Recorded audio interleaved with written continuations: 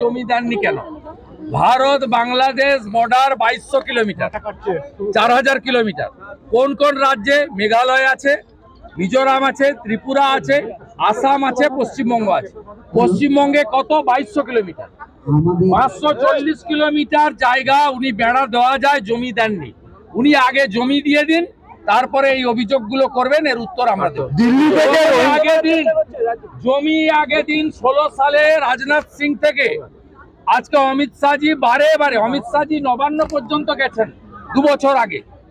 আমরা যখন উনাকে এয়ারপোর্টে জিজ্ঞেস করেছি, আমি এবং ডক্টর সুকান্ত মজুমদার, উনি আমাদের বলেছেন যে আমি জমি চাইতে গেছিলাম যাতে দেশের বর্ডার সুরক্ষিত হয়। উনি আগে জমি দিন, বিএসএফ কে আমরা ধরবো, আপনাকে ধরতে হবে।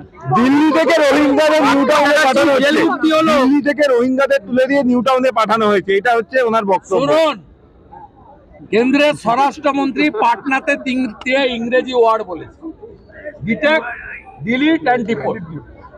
ডিটেক্ট হচ্ছে, ডিলিট হবে, আর ডিপোর্টের কাজটা এপ্রিল মাসে বিজেপি সরকার পশ্চিমবঙ্গে হলে এই অবৈধ বাংলাদেশি মুসলিম অনুপ্রবেশকারীদের গুজরাট সরকার যেমন ডিপোর্ট করেছে, আমরা ডিপোর্ট করব।